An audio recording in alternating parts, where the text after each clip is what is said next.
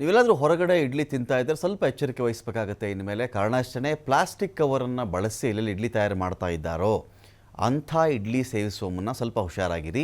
ಇದು ಕ್ಯಾನ್ಸರ್ ಕಾರಕ ಅಂತ ಹೇಳಲಾಗ್ತಾ ಇದೆ. ಈ ಪ್ಲಾಸ್ಟಿಕ್ ಕವರನ್ನು ಬಳಸ್ತಾರಲ್ಲ, ವಿಷಯ ಇಷ್ಟೇ, ಇಡ್ಲಿಯ ಸ್ಟ್ಯಾಂಡಿಗೆ ಅದು ಕಚ್ಕೊಳ್ಬಾರ್ದು ಇಡ್ಲಿ ಅಂತ. ಮತ್ತೊಮ್ಮೆ ಅದು ಇನ್ನೊಮ್ಮೆ ಇಡ್ಲಿಯಲ್ಲಿ ಮಾಡಬೇಕಾದಾಗ ಅದೇ ಇಡ್ಲಿ ಕಚ್ಕೊಂಡಿದ್ರೆ ಅದು ಸರಿಯಾಗಿ ಇಡ್ಲಿ ಬರಲ್ಲ ಅಂತ. ಮನೆಗಳಲ್ಲಿ ಏನು ಮಾಡ್ತಾರೆ, ಅದೇ ಇಡ್ಲಿ ಸ್ಟ್ಯಾಂಡ್ಗೆ ಸ್ವಲ್ಪ ಎಣ್ಣೆಯನ್ನು ಸವರ್ತಾರೆ, ಈಸಿಯಾಗಿ ಇಡ್ಲಿ ಬರುತ್ತೆ ಅಂತ. ಆದರೆ ಈ ಹೋಟೆಲ್ಗಳಲ್ಲಿ ಏನು ಮಾಡಿಬಿಡ್ತಾರೆ, ನಿಮಗೆ ಪ್ಲಾಸ್ಟಿಕ್ ಕವರ್ ಹಾಕಿಬಿಡ್ತಾರೆ. ಅನೇಕ ಕಡೆ ಕಾಟನ್ ಬಟ್ಟೆ ಹಾಕಬೇಕು ಅಂತ ಇರೋದು.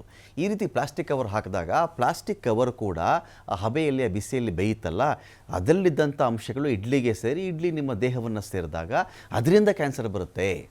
ಈ ಒಂದು ವಿಚಾರಕ್ಕೆ ಸಂಬಂಧಪಟ್ಟಂತೆ ಆಹಾರ ಇಲಾಖೆಯ ವರದಿ ಇದೆಯಲ್ಲ, ಆಘಾತಕಾರಿಯಾಗಿದೆ. ಅನೇಕ ಕಡೆಗಳಲ್ಲಿ ಇದನ್ನು ಒಂದು ಸ್ಯಾಂಪಲ್ ತೆಗೆದುಕೊಂಡು ಹೋಗಿತ್ತು ಆಹಾರ ಇಲಾಖೆ. ಆಘಾತಕಾರಿ ವರದಿ ಇದರಿಂದ ಬಂದಿದೆ. ಬೆಂಗಳೂರಿನ ಹಲವು ಕಡೆಯಲ್ಲಿ ಪ್ಲಾಸ್ಟಿಕ್ ಹಾಳೆಯನ್ನು ಬಳಸಿ ಇಡ್ಲಿ ತಯಾರಿಸ್ತಾ ಇದ್ದಾರೆ.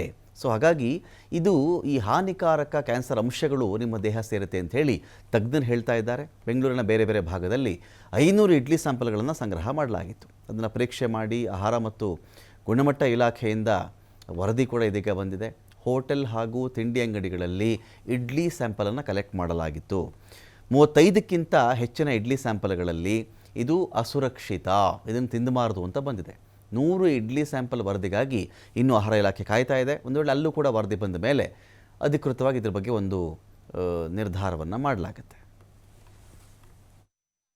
ಬೆಂಗಳೂರು ನಗರದಲ್ಲಿ ಯಾವುದೇ ಹೋಟೆಲ್ನಲ್ಲಿ ಇತ್ತೀಚೆಗೆ ಪ್ಲಾಸ್ಟಿಕ್ ಅನ್ನು ಉಪಯೋಗಿಸುವುದಿಲ್ಲ. ಈಗಾಗಲೇ ನಮಗೆ ನಾನ್ ಸ್ಟಿಕ್ ಪ್ಲೇಟ್ಗಳು ಬಂದಿರುತ್ತದೆ ಹಾಗೂ ಕೆಲವೊಂದು ಹೋಟೆಲ್ಗಳಲ್ಲಿ ಬಟ್ಟೆಗಳನ್ನು ಉಪಯೋಗಿಸುತ್ತಿದ್ದಾರೆ.